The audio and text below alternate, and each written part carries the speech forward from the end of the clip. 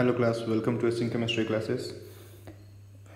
आप लोग class 11th के रिडॉक्स चैप्टर को अभी देखोगे। रिडॉक्स चैप्टर में हम लोग कुछ बातें करेंगे, ठीक है। आज ये वन शॉट में रिडॉक्स हम लोग ख़त्म कर देंगे। तो रिडॉक्स में बेसिकली हम लोग क्या देखते हैं, रिडॉक्स में ऑक्सीडेशन रिडक्शन रिएक्शंस को देखा जाता है। किसी भी रिएक्शन में ऑक्सीडेशन और रिडक्शन होता है, ऑक्सीकरण और अवकरण होता है।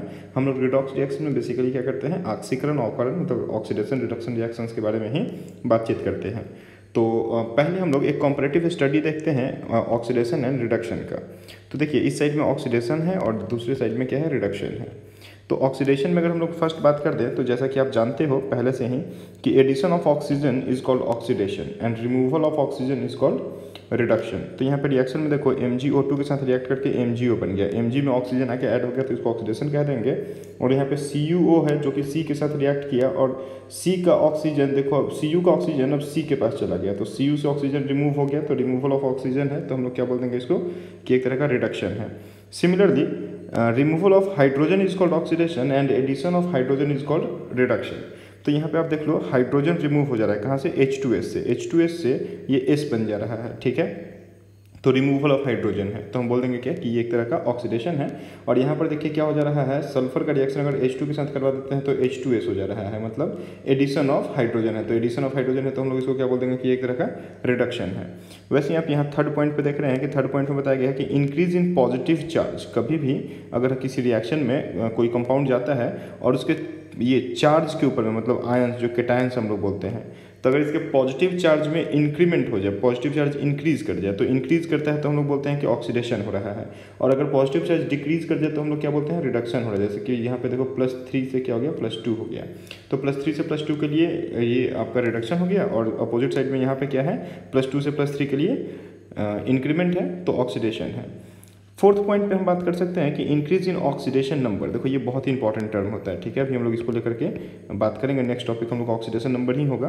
तो इंक्रीज इन ऑक्सीडेशन नंबर, अगर ऑक्सीडेशन नंबर इंक्रीज कर जाए तो हम लोग बोलते हैं ऑक्सीडेशन हो रहा है। और ऑक्सीडेशन नंबर अगर डिक्रीज कर जाए, ऑक्सीडेशन नंबर क्या कर जाए, डिक्रीज कर जाए, तो हम लोग क्या बोलते हैं कि एक तरह का रिडक्शन है। तो ये पॉइंट बहुत इंपॉर्टेंट होता है, फोर्थ पॉइंट आप ध्यान में रखिएगा। जैसे यहाँ पे देखो SnCl2 है, SnCl2 में Sn का ऑक्सीडेशन नंबर +2 होता है और SnCl4 बना है, SnCl4 में Sn का ऑक्सीडेशन नंबर +4 होता है। तो अब क्या देखना कि +2 से +4 के लिए मतलब कि इंक्रीज करेगा ऑक्सीडेशन नंबर। और अपोजिट साइड में आप देख रहे हो, इसके फोर्थ पॉइंट में आप क्या देख रहे हो कि यहाँ पे MnO4 माइनस है। MnO4 माइनस में Mn जो होता है इसका ऑक्सीडेशन नंबर क्या होता है, +7 होता है। जबकि जो इसमें रिएक्शन के बाद जो आयन बना है वो क्या है, Mn+2 है। तो Mn+2 है, इसमें ऑक्सीडेशन नंबर क्या होता है, +2 है, ठीक है। तो +2 है ऑक्सीडेशन नंबर। तो देखो +7 से +2 के लिए क्या हो गया, डिक्रीज इन ऑक्सीडेशन नंबर हो गया। डिक्रीज इन ऑक्सीडेशन नंबर हो गया तो हम लोग क्या बोल देंगे कि ये क्या है, एक तरह का आपका रिडक्शन है, ठीक है। तो हमेशा याद रखना, increase in oxidation number called oxidation and decrease in oxidation number called reduction, okay. Then fifth point की तरफ हम लोग आ जाए। फिफ्थ पॉइंट में बोला गया है removal of electron. Removal of electron is called oxidation, क्योंकि इलेक्ट्रॉन जब भी रिमूव होता है तो पॉजिटिव चार्ज क्या होता है, इंक्रीज कर जाता है। तो removal of electron is called oxidation while addition of electron is called reduction. कभी भी जब इलेक्ट्रॉन आपका ऐड होता है तो नेगेटिव चार्ज आता है, मतलब पॉजिटिव चार्ज कम होने लगता है, तो पॉजिटिव चार्ज यहाँ पे कम हो जाता है। आपको ये ध्यान रखना है कि पॉजिटिव चार्ज जो होता है यहाँ पे कम हो जाता है। कम होता है तो हम लोग क्या बोलेंगे कि डिक्रीज इन पॉजिटिव चार्ज है। देखिए थर्ड पॉइंट में बताया गया है कि डिक्रीज इन पॉजिटिव चार्ज होगा तो हमेशा हम लोग इसको रिडक्शन बोल देंगे। और यहाँ पे देखिए क्या हो जा रहा है, यहाँ पे पॉजिटिव चार्ज जो है वो इंक्रीज कर जा रहा है। तो पॉजिटिव चार्ज अगर इंक्रीज कर जाता है तो हम इसको ऑक्सीडेशन कह देते हैं। तो ये कॉम्परेटिव स्टडी है ऑक्सीडेशन और रिडक्शन को लेकर के। और आपको कोई भी डाउट्स होता है तो आप यहाँ पे कमेंट बॉक्स में बोलते रहिए, ठीक है। कमेंट बॉक्स में हम हैं अभी लाइव यहाँ पे हैं, तो आपके सारे क्वेश्चंस का आंसर हम यहीं पे दे देंगे, ठीक है, ओके।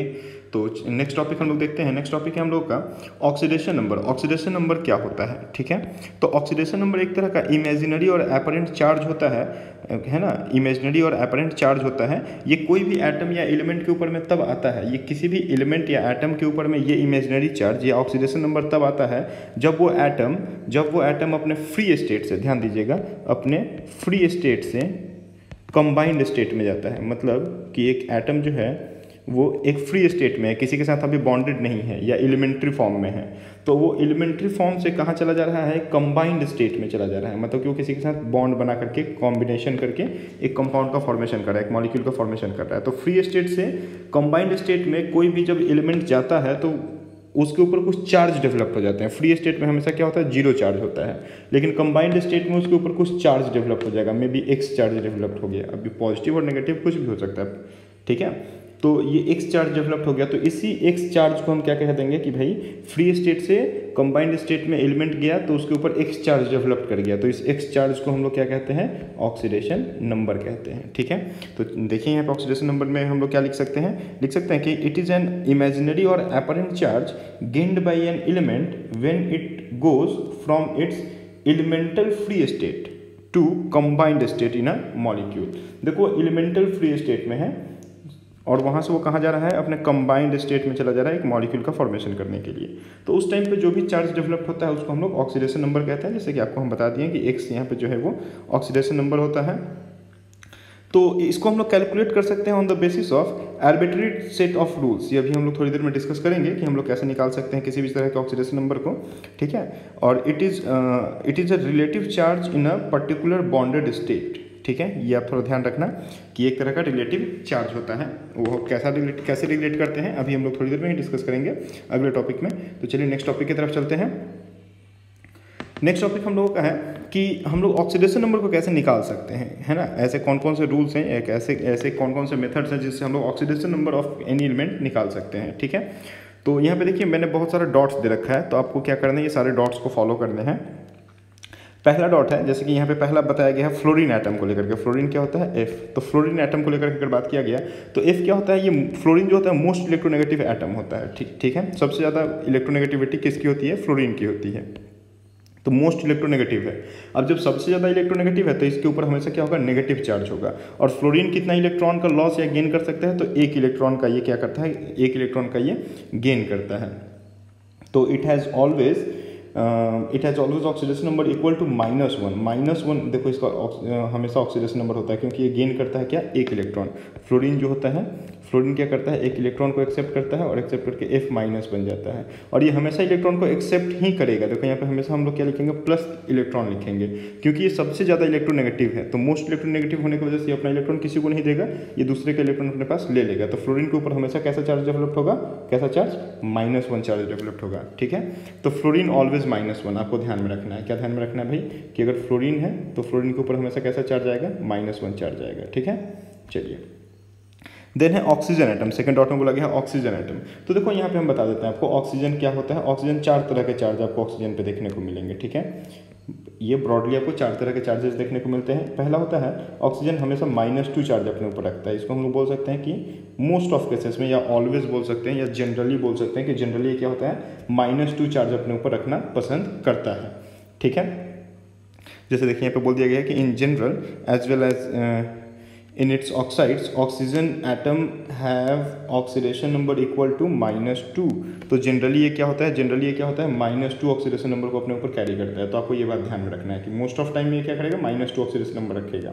लेकिन ये कभी कभी ऐसा होता है कि +2 ऑक्सीडेशन नंबर, मतलब एक ही बार ऐसा होता है कि ये +2 ऑक्सीडेशन नंबर को कैरी करेगा। वो कहाँ होता है, OF2 कंपाउंड में। OF2 कंपाउंड में मतलब यहाँ पे देखो OF2 अगर ऐसा कंपाउंड है, ठीक है, तो ऑक्सीजन यहाँ पे बॉन्डेड है किसके साथ, फ्लोरीन के साथ। और कितने इलेक्ट्रॉन के साथ, तो एक इलेक्ट्रॉन के साथ, एक इलेक्ट्रॉन के साथ लेफ्ट साइड में, एक इलेक्ट्रॉन के साथ राइट साइड में हम लोग यहाँ पे बोल सकते हैं। तो देखो फ्लोरीन ज़्यादा इलेक्ट्रोनेगेटिव है। फ्लोरीन अगर ज़्यादा इलेक्ट्रोनेगेटिव है तो कभी भी ये बॉन्ड जब ब्रेक करेगा तो टुवर्ड फ्लोरीन ब्रेक करेगा ना, तो फ्लोरीन नेगेटिव चार्ज ले लेगा और ऑक्सीजन क्या हो जाएगा, पॉजिटिव चार्ज ले लेगा।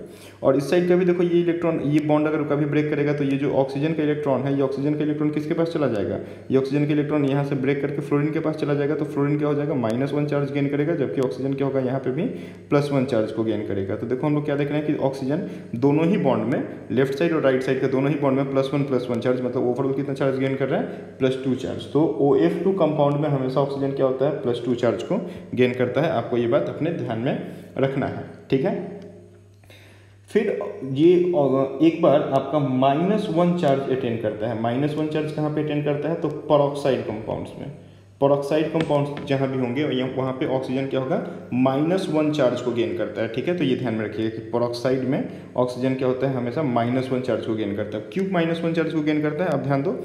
जैसे कि देखो हाइड्रोजन पेरोक्साइड यहाँ पे है, तो हाइड्रोजन पेरोक्साइड है, तो हाइड्रोजन पेरोक्साइड में क्या हो जाएगा कि ये इस बॉन्ड के लिए देखो हाइड्रोजन मोर इलेक्ट्रो पॉजिटिव है ऑक्सीजन के कंपैरिजन में, तो इसके ऊपर +1, जबकि ऑक्सीजन के ऊपर क्या रहेगा, -1 रहेगा। तो इधर भी हाइड्रोजन के ऊपर +1 और इधर में ऑक्सीजन के ऊपर क्या रहेगा, -1 रहेगा। लेकिन यहाँ पे आप देखो कि ऑक्सीजन ऑक्सीजन के बीच का बॉन्ड है, तो ऑक्सीजन ऑक्सीजन के बीच का बॉन्ड है, तो यहाँ पे इलेक्ट्रोनेगेटिव डिफरेंस तो है ही नहीं, तो यहाँ के इलेक्ट्रॉन को हम डिस्ट्रीब्यूट नहीं कर सकते हैं, तो हम दोनों के ऊपर क्या चार्ज दे देंगे, 0 चार्ज दे देंगे। मतलब कि इस बॉन्ड के लिए, ये जो ऑक्सीजन ऑक्सीजन के बीच का बॉन्ड है, उसके लिए इन दोनों के ऊपर जो चार्ज है वो चार्ज क्या है, 0 चार्ज है। ठीक है, तो हम क्या देख रहे हैं कि ऑक्सीजन के ऊपर फाइनली कैसा चार्ज देखने को मिल रहा है, तो -1 चार्ज देखने को मिल रहा है। तो कभी भी पेरोक्साइड कंपाउंड बनेगा ना, तो पेरोक्साइड कंपाउंड में ऑक्सीजन के ऊपर क्या होगा, हमेशा -1 रहेगा। पेरोक्साइड कंपाउंड्स क्या होता है आप ये भी जान जाओ, जहाँ कहीं भी आपको ऑक्सीजन ऑक्सीजन का बॉन्ड दिख गया, ऑक्सीजन ऑक्सीजन का सिंगल बॉन्ड दिख गया, ऑक्सीजन ऑक्सीजन का सिंगल बॉन्ड कहीं भी दिख गया, तो हम बोल देंगे कि पेरोक्साइड है। जैसे देखिए यहाँ पे एक और एग्जाम्पल बताया गया था, Na2O2, तो Na2O2 यहाँ पे देखो Na2O2 का ये स्ट्रक्चर है। Na2O2 में आपको क्या दिख रहा है कि यहाँ पे ऑक्सीजन ऑक्सीजन के बीच का बॉन्ड है, तो ऑक्सीजन ऑक्सीजन के बीच के बॉन्ड के लिए दोनों के ऊपर क्या चार्ज डेवलप होगा, तो 0 चार्ज डेवलप होगा। ठीक है, जबकि यहाँ पे क्या हो जाएगा, ये +1 ये -1, ये +1 और ये -1, तो देखो -1 ओवरऑल चार्ज आ जा रहा है ऑक्सीजन के ऊपर में। Okay good. फिर होता है आपका फोर्थ हम लोग बात कर दें कि ऑक्सीजन एक बार ऐसा टाइम होता है जब ये +1 चार्ज को गेन करता है। और +1 चार्ज को कहाँ गेन करता है, तो O2F2 कंपाउंड में गेन करता है ना, जब ये फ्लोरीन के साथ, अगर फ्लोरीन के साथ ये क्या कर जाए, पेरोक्साइड लिंकेज कर जाए। कैसे, देखो यहाँ पे कुछ इस तरीके से बॉन्ड अगर बना रहे, यहाँ पे अगर कुछ इस तरीके से बॉन्ड बना रहे हैं, तो हम लोग क्या देखेंगे कि ऑक्सीजन, इस बॉन्ड के लिए ऑक्सीजन क्या हो जाएगा यहाँ पे -1 और ये +1, और इस बॉन्ड के लिए ऑक्सीजन यहाँ पे क्या हो जाएगा, फ्लोरीन पे -1 और ऑक्सीजन पे क्या हो जाएगा, +1। लेकिन इस बॉन्ड के लिए कोई चार्ज होगा क्या, नहीं, ये तो पेरोक्साइड बॉन्ड है, तो पेरोक्साइड बॉन्ड के लिए दोनों के ऊपर क्या चार्ज डेवलप होगा, 0। तो हम लोग क्या देखते हैं कि ऑक्सीजन के ऊपर में कैसा आ जा रहा है भाई, ऑक्सीजन के ऊपर में +1 चार्ज, देखो दोनों जगह पे आपको देखने को मिल रहा है। तो ऑक्सीजन के ऊपर में +1 चार्ज आता है, कहाँ पे, O2F2 कंपाउंड में। ऑक्सीजन के ऊपर +2 चार्ज आता है, कहाँ पे, OF2 कंपाउंड में। और बाकी जनरली क्या होता है, -2 चार्ज होता है, और पेरोक्साइड्स में क्या होता है, -1 चार्ज होता है। और बाकी यहाँ पे देखो सुपर ऑक्साइड और ओजोनाइड्स के बारे में बताया गया है। तो सुपर ऑक्साइड्स में क्या होता है, -½ चार्ज होता है, और ओजोनाइड में क्या होता है, -1/3 चार्ज होता है। तो आप देख रहे हैं ना, KO2 होता है, तो K के ऊपर में +1, तो इसके ऊपर में क्या हो जाएगा, -½ हो जाएगा, और इसके ऊपर में क्या रहेगा, K के ऊपर में +1, तो इसके ऊपर में -1/3 रहेगा चार्ज। ठीक है, चलिए, तो ये होता है आपका पूरा ऑक्सीडेशन नंबर हम लोग निकालने का देख रहे हैं। तो ऑक्सीडेशन नंबर में फ्लोरीन का तुम देखे, ऑक्सीजन का देखे, मेनली आपको क्या देखना है, ये वाला पार्ट देखो, ये वाला पार्ट, ये बहुत इंपॉर्टेंट है। ठीक है, ये वेरी इंपॉर्टेंट कि ऑक्सीजन के ऊपर हमेशा कैसा कैसा चार्ज डेवलप हो सकता है। ऑक्सीजन के बाद अगर हम लोग बात कर दें कि यहाँ पे हम लोग को देखना है हाइड्रोजन के ऊपर में। ठीक है, तो हाइड्रोजन को लेकर के हम बात करते हैं, तो हाइड्रोजन पे 2 चार्ज डेवलप कर सकता है। हाइड्रोजन के ऊपर में हमेशा क्या डेवलप करेगा, +1 इसका जनरल चार्ज होता है। ठीक है, तो जनरली इसके ऊपर क्या चार्ज डेवलप करेगा, +1, और -1 ये डेवलप कर जाएगा। -1 कहाँ पर डेवलप कर जाएगा, तो -1 में मेटेलिक हाइड्राइड में डेवलप करता है। ठीक है, कभी भी अगर मेटेलिक हाइड्राइड कहीं पे है, तो ये क्या चार्ज डेवलप करेगा, मेटेलिक हाइड्राइड में अपने ऊपर -1 चार्ज डेवलप करता है। जैसे कि देखो यहाँ पे NaH है या KH है, तो हाइड्रोजन के इलेक्ट्रॉन, देखो ये एक कॉन्सेप्ट आप याद रखना, इलेक्ट्रोनेगेटिविटी ऑर्डर कैसा होता है, मेटल्स का कम होता है, फिर हाइड्रोजन का होता है, और हाइड्रोजन से ज़्यादा नॉन मेटल्स का होता है। कि मतलब जितने भी मेटल्स हैं उन सारे मेटल्स से हाइड्रोजन का इलेक्ट्रोनेगेटिविटी क्या होता है, ज़्यादा होता है। ठीक है, तो अगर इलेक्ट्रोनेगेटिविटी ज़्यादा है तो बॉन्ड उस हाइड्रोजन की तरफ ब्रेक करेगा, तो इलेक्ट्रॉन नेगेटिव है तो नेगेटिव चार्ज अपने ऊपर कैरी करेगा, तो उसके ऊपर इलेक्ट्रॉन आएगा तो इलेक्ट्रोनेगेटिव चार्ज कैरी करेगा। तो NaH देखो क्या हो जाएगा, NaH में Na+ और H क्या हो जाएगा, -1। KH में K मेटल है, तो इसके ऊपर +1, और हाइड्रोजन के ऊपर क्या जाएगा, -1। तो देखो कभी भी मेटेलिक हाइड्राइड्स में आपको हमेशा क्या करना है, हाइड्रोजन को कैसा चार्ज दे देना है, -1 चार्ज दे देना है। बाकी हर टाइम पे आप क्या दो, उसको +1 चार्ज दो। तो हाइड्रोजन को लेकर के आप ये बात याद रखना। फिर अगला डॉट है हैलोजेंस को लेकर के। तो हैलोजेंस को लेकर के क्या होता है, 2 चार्ज डेवलप होती हैं हैलोजेंस में। -1 तो इसका जनरल चार्ज होता है, क्योंकि इन लोगों की इलेक्ट्रोनेगेटिविटी ज़्यादा होती है, तो -1 इन लोगों का चार्ज है।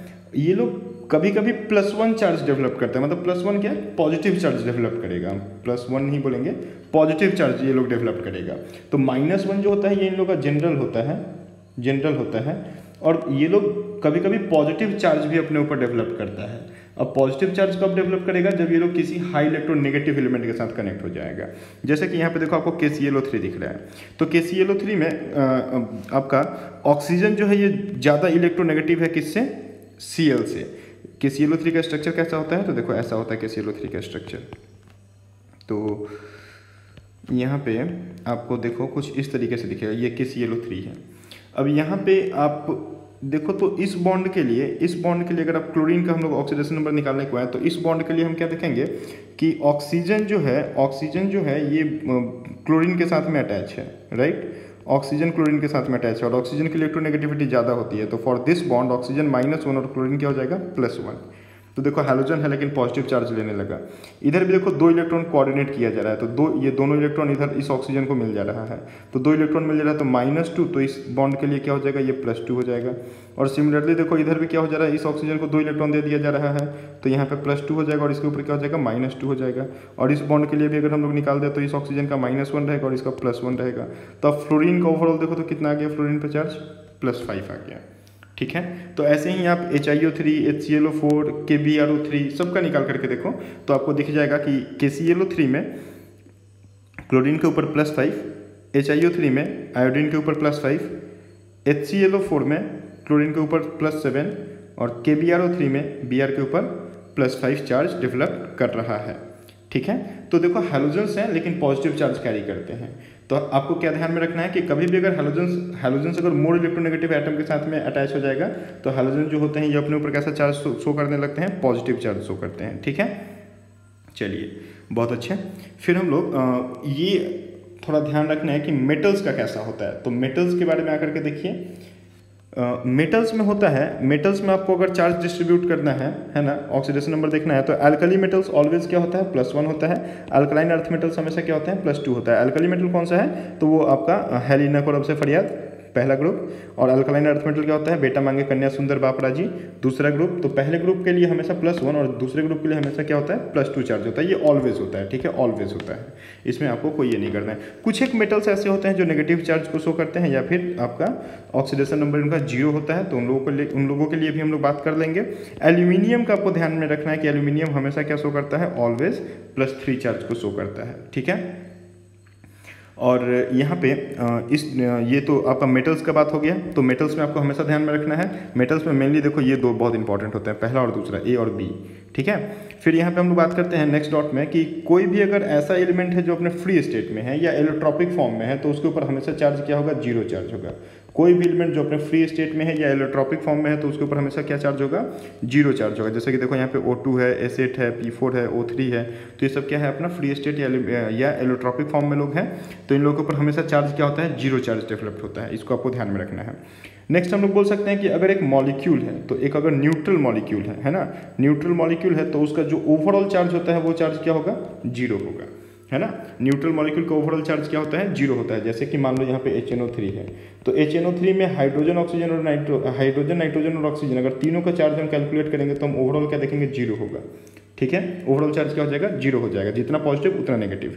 लेकिन अगर नेक्स्ट डॉट की तरफ हम चले तो हम लोग देखते हैं कि sum of the charges on the all elements in ions is equal to the charge on the ions, ठीक है, is equal to the charge on the ions. जैसे कि अगर हम लोग बात करते हैं कि NO3 माइनस है, तो NO3 माइनस में नाइट्रोजन है और ऑक्सीजन है और एक नेगेटिव चार्ज है, तो इसका जो ओवरऑल चार्ज निकल के आएगा वो चार्ज कितना निकल के आएगा, equal to the number of ions, मतलब कि एक आयन है, एक नेगेटिव चार्ज है तो -1 के इक्वल हो जाएगा, ठीक है। अगर मान लो कि SO4 2 माइनस है, SO4 2 माइनस है, तो ओवरऑल चार्ज जो यहाँ पे हम लोग ऑक्सीडेशन नंबर कैलकुलेट करेंगे सल्फर और ऑक्सीजन का लेकर के, तो वो ओवरऑल कितना होना चाहिए, -2 होना चाहिए, ठीक है।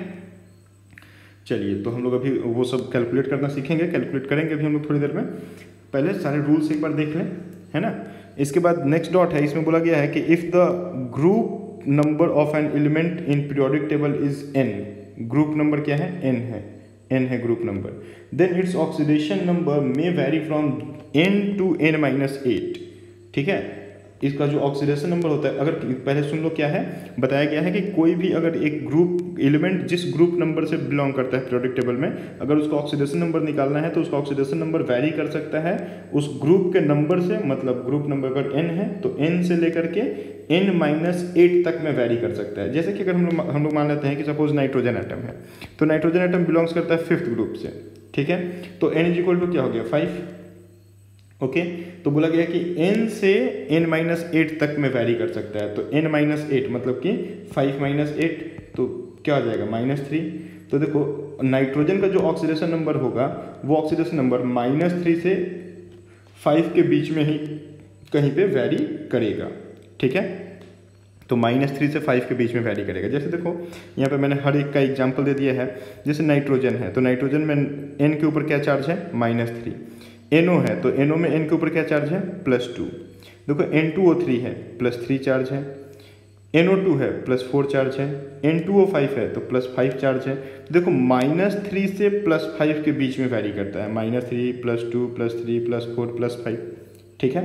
तो ये आपको ध्यान में रखना है कि कभी भी n और n-8 के बीच में ही किसी भी एलिमेंट का ऑक्सीडेशन नंबर वैरी कर सकता है। n क्या होता है नंबर ऑफ ग्रुप, है ना, of an element in periodic table, ठीक है। चलिए तो ये हो गया मेरा कुछ एक रूल्स जिसके यूज से हम ऑक्सीडेशन नंबर कैलकुलेट कर सकते हैं। तो चलिए हम लोग कुछ ऑक्सीडेशन नंबर्स को देखते हैं। अगर हम लोग ऑक्सीडेशन नंबर, यहाँ पे बोला गया है कि ऑक्सीडेशन नंबर आप कैलकुलेट कीजिए Na2H2O3 का। तो चलिए भाई मेरा कंपाउंड क्या है Na2H2O3 में बोला गया है कि अंडरलाइन जो है, अंडरलाइन एलिमेंट कौन है सल्फर। तो सल्फर का बोला है कि आप बताइए। तो चलिए ठीक है हम लोग सल्फर का बताते हैं ऑक्सीडेशन नंबर क्या हो सकता है। तो सबसे पहले हम क्या देखेंगे कि ऑक्सीजन है तो ऑक्सीजन क्या होता है जनरली -2। अभी हम लोग बात किए थे थोड़ी देर पहले। तो ऑक्सीजन क्या होता है -2। और नाइट्रोजन एल्कली मेटल्स है तो एल्कली मेटल्स क्या होते हैं +1, है ना। और ये न्यूट्रल है, देखो ये Na2H2O3 क्या है न्यूट्रल है, तो इसका जो ओवरऑल चार्ज होगा वो इक्वल होगा किसके 0 के, ठीक है। तो यहाँ पे देखो तो कितना नेगेटिव चार्ज हो गया, तो 3 ऑक्सीजन है और 2 नेगेटिव चार्ज हर ऑक्सीजन पे है तो -6 हो जाएगा।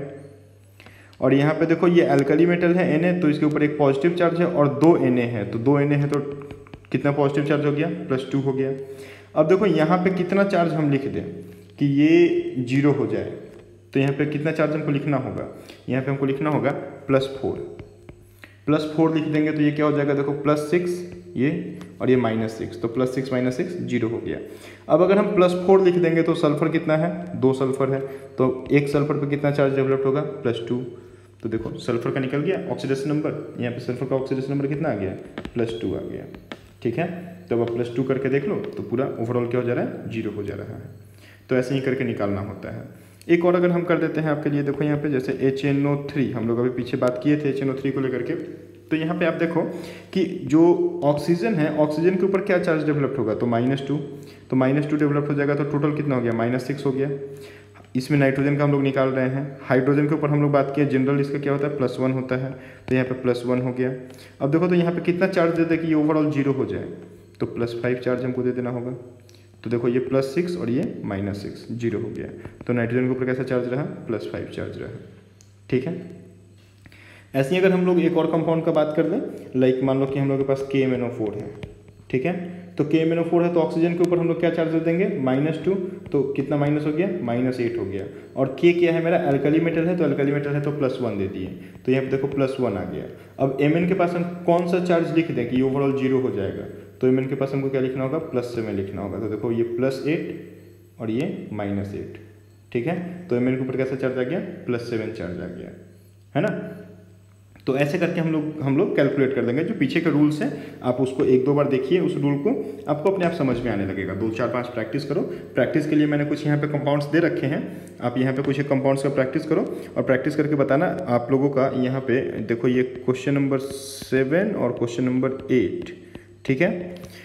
8 है यहाँ पे। तो आपको क्या करना है, ये फटाफट सबका ऑक्सीडेशन नंबर निकाल करके हमको कमेंट बॉक्स में बता दो, कमेंट बॉक्स में बता देना कि क्या आया भाई, है ना।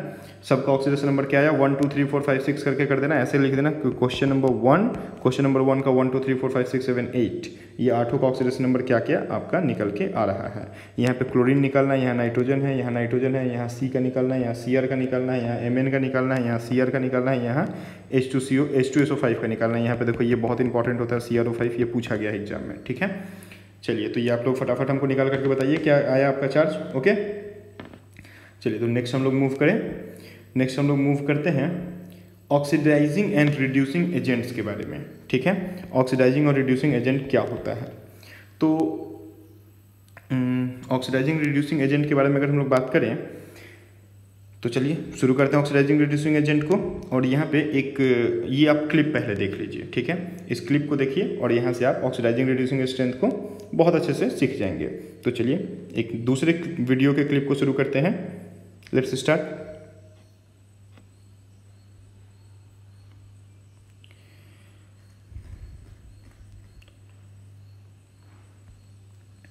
तो आपने क्या देखा, आपने इस वीडियो में जो देखा उसको अगर हम यहाँ पे समराइज़ कर दें, ठीक है। यहाँ पे अगर हम समराइज़ कर दें तो हम क्या निकल के आएगा, how to identify whether a particular substance is an oxidizing और अ रिड्यूसिंग एजेंट। कोई भी एक एलिमेंट ऑक्सीडाइजिंग एजेंट है या रिड्यूसिंग एजेंट है, ये हम कैसे पता कर लेंगे। तो सबसे पहले आप क्या कर दो, find the oxidation state of the central atom. Find the oxidation state of the central atom. Central atom का ऑक्सीडेशन स्टेट आप पहले निकाल लो, ठीक है। तो सेंट्रल एटम का ऑक्सीडेशन स्टेट निकाल लिए, निकालने के बाद आप देख लो कि अगर उसका ऑक्सीडेशन स्टेट मैक्सिमम है, अगर सेंट्रल एटम क्या है, मैक्सिमम ऑक्सीडेशन स्टेट पे है। मैक्सिमम ऑक्सीडेशन स्टेट कैसे पता चलेगा, मतलब उसके इक्वल टू वैलेंस इलेक्ट्रॉन होता है। तो मैक्सिमम ऑक्सीडेशन स्टेट अगर वो है तो वो हमेशा क्या होगा, हमेशा वो ऑक्सीडाइजिंग एजेंट का काम करेगा। क्योंकि अगर वो मैक्स पे पहुंच गया, मेरे बात को एकदम ध्यान से सुनना, अगर कोई भी एटम अपने मैक्सिमम ऑक्सीडेशन स्टेट पे पहुंच गया है तो अब वो क्या हो जाएगा, अब वो नीचे आना पसंद करेगा, अब वो और ऊपर नहीं जा सकता। तो अब वो नीचे आएगा तो उसके लिए इलेक्ट्रॉन को एक्सेप्ट करेगा, तो इलेक्ट्रॉन को एक्सेप्ट करेगा तो खुद को क्या किया, खुद को रिड्यूस किया, तो खुद को रिड्यूस किया तो सामने वाले को ऑक्सीडाइज किया। तो कैसा एक्ट किया, ऑक्सीडाइजिंग एजेंट का जैसा एक्ट किया, क्योंकि वो मैक्सिमम ऑक्सीडेशन स्टेट पे है। मैक्सिमम ऑक्सीडेशन स्टेट पे मतलब कि उसके जितने इलेक्ट्रॉन्स थे वो सारे इलेक्ट्रॉन्स को रिलीज कर चुका है। अब वो उसके पास कोई इलेक्ट्रॉन नहीं बचा आउटरमोस्ट ऑर्बिट में रिलीज करने के लिए, तो अब वो इलेक्ट्रॉन को एक्सेप्ट करना शुरू करेगा। और इलेक्ट्रॉन को अगर एक्सेप्ट करेगा तो अभी आप लोग देखे हो कि इलेक्ट्रॉन को एक्सेप्ट करने का मतलब क्या है कि आप रिडक्शन में जा रहे हो, और अगर आपकी रिडक्शन होती है तो आप सामने वाले को क्या करोगे, ऑक्सीडाइज करोगे। सिमिलरली अगर हम लोग यहाँ पे बात कर दें कि अगर ऑक्सीडेशन नंबर क्या है, ऑक्सीडेशन नंबर मिनिमम है, कोई भी एटम का, सेंट्रल एटम का अगर ऑक्सीडेशन नंबर मिनिमम है तो वो अब कैसा एक्ट करेगा, रिड्यूसिंग एजेंट के जैसा एक्ट करेगा, ठीक है। और अगर इंटरमीडिएट है तो वो दोनों के जैसा एक्ट कर सकता है। इंटरमीडिएट मतलब क्या हो जाएगा, between max and minimum, maximum और मिनिमम के बीच में कहीं पे रहेगा, तो वो इंटरमीडिएट रहेगा, ठीक है। तो उस केस में वो ऑक्सीडाइजिंग एजेंट के जैसा भी एक्ट करेगा और रिड्यूसिंग एजेंट के जैसा भी एक्ट करेगा। और ऐसे ही एलिमेंट्स क्या शो करते हैं, डिस्प्रपोर्शनेशन रिएक्शन को शो करते हैं। तो अभी हम लोग डिस्प्रपोर्शनेशन रिएक्शन को आगे बात करेंगे रिडॉक्स चैप्टर में ही, ठीक है। तो इसको आप थोड़ा सा समझ लो अच्छे से, एक दो बार वीडियोस को आगे पीछे करके और थोड़ा सा अच्छे से अपने दिमाग को एकदम यहाँ पे कॉन्सेंट्रेट करके इस बात को समझ लो, ठीक है। चलिए फिर थोड़ा सा आगे देखें। अगला टॉपिक क्या है हम लोगों का, रिडॉक्स रिएक्शन। रिडॉक्स रिएक्शन क्या होता है, तो रिडॉक्स रिएक्शन होता है a reaction in which oxidation and reduction takes place simultaneously, ठीक है। एक ऐसा रिएक्शन जहाँ पे ऑक्सीडेशन और रिडक्शन साथ साथ होता है, उसको हम लोग रिडॉक्स रिएक्शन कहते हैं, ठीक है। रिडॉक्स रिएक्शन में क्या होता है कि in all redox reaction the total increase in the oxidation number must be equal to the total decrease in the oxidation number. जाहिर सी बात है, कोई अगर जितना इलेक्ट्रॉन को लूज करेगा सामने वाला उतना ही इलेक्ट्रॉन को गेन करेगा। तो loss and gain of the electrons in a redox reaction always क्या होगा, इक्वल होगा, ठीक है। हम लोग देखते हैं रिडॉक्स रिएक्शन बहुत सारे टाइप का होता है। तो रिडॉक्स रिएक्शन का पहला टाइप अगर हम लोग देख लें तो फर्स्ट टाइप होता है कि direct and indirect redox reaction, ठीक है। डायरेक्ट रिडॉक्स रिएक्शन क्या होता है, डायरेक्ट रिडॉक्स रिएक्शन होता है कि when both oxidation and reduction reaction occurs in the same vessel. तो हम लोग बोलते हैं कि अगर एक ही वेसल में होता है, ऑक्सीडेशन रिडक्शन दोनों एक ही वेसल में हो रहा है, तो बोलते हैं direct reaction, direct redox reaction है। और अगर दो सेपरेट रिएक्शन में होता है, दो डिफरेंट वेसल्स में होता है, तो हम लोग बोलते हैं कि इनडायरेक्ट रिडॉक्स रिएक्शन है, ठीक है। चलिए नेक्स्ट है आपका कि इंटरमॉलिक्यूलर रिडॉक्स रिएक्शन क्या होता है। तो इंटरमॉलिक्यूलर रिडॉक्स रिएक्शन में बोला जाता है कि two substance reacts, one of them is oxidant and other is reductant. दो सब्सटेंस रिएक्ट करते हैं और जिसमें से एक सब्सटेंस जो है वो ऑक्सीडेंट है और दूसरा सब्सटेंस जो है वो रिडक्टेंट के जैसा काम करता है। तो हम लोग बोलते हैं कि भाई इंटरमॉलिक्यूलर, मतलब कि दो अलग अलग मॉलिक्यूल्स के बीच में रिएक्शन हो रहा है। जैसे कि आप यहाँ पे देख सकते हो जेडिन क्या है, जीरो ऑक्सीडेशन स्टेट में, और यहाँ पे जेडिन कहाँ पहुंच जा रहा है, जेडिन में +2 ऑक्सीडेशन स्टेट में। तो 0 से +2 के लिए उसका क्या हो जा रहा है, ऑक्सीडेशन हो जा रहा है, जबकि कॉपर यहाँ पे +2 ऑक्सीडेशन स्टेट में था CuSO4 के साथ में, और रिएक्शन के बाद वो क्या हो जा रहा है, 0 हो जा रहा है। तो +2 से 0 के लिए पहुंच गया, तो उसका क्या हो जा रहा है, रिडक्शन हो जा रहा है। ठीक है, तो दो अलग अलग मॉलिक्यूल में जब होता है रिडॉक्स रिएक्शन तो हम लोग बोलते हैं इंटरमॉलिक्यूलर रिडॉक्स रिएक्शन हो रहा है। ओके, फिर होता है intramolecular redox reaction. Intramolecular redox reaction क्या होता है, इंट्रामॉलिक्यूलर रिडॉक्स रिएक्शन में हम लोग देखते हैं कि ऑक्सीडेशन और रिडक्शन दोनों ही क्या होता है, दोनों ही एक ही कंपाउंड के दो अलग अलग एलिमेंट्स में हो जाता है। एक ही कंपाउंड के दो अलग अलग एलिमेंट्स, जैसे कि आप देखो यहाँ पे NH4CR2O7 मेरा कंपाउंड है, इसमें नाइट्रोजन और क्रोमियम दोनों के अंदर आपको ऑक्सीडेशन और रिडक्शन दिख रहा है। नाइट्रोजन यहाँ पे -3 से 0 ऑक्सीडेशन स्टेट, N2 बन जा रहा है, 0 ऑक्सीडेशन स्टेट में चला जा रहा है। तो -3 से 0 के लिए इंक्रीज इन ऑक्सीडेशन नंबर हो गया, तो इसका ऑक्सीडेशन हो जा रहा है। जबकि क्रोमियम यहाँ पे क्या था, CR2O7 में ये आपका +6 ऑक्सीडेशन स्टेट पे था, और ये +6 ऑक्सीडेशन स्टेट से +3 में चला गया, तो +6 से +3 में गया, तो डिक्रीज इन ऑक्सीडेशन नंबर हो गया, तो इसका क्या हो जा रहा है, रिडक्शन हो जा रहा है। तो एक ही कंपाउंड के दो अलग अलग एलिमेंट्स में, एक में ऑक्सीडेशन और एक में रिडक्शन होता है, तो उसको हम क्या बोलते हैं, उसको बोलते हैं इंट्रामॉलिक्यूलर रिडॉक्स रिएक्शन। ठीक है, अब अगले प्रीमियर की वीडियो में आप देखोगे इसके आगे के रिएक्शंस। आगे में जैसे हम लोग बात करते हैं आपका डिस्प्रोपोर्शनेशन और कम प्रोपोर्शनेशन और बैलेंसिंग के बारे में। ठीक है, ओके, थैंक यू।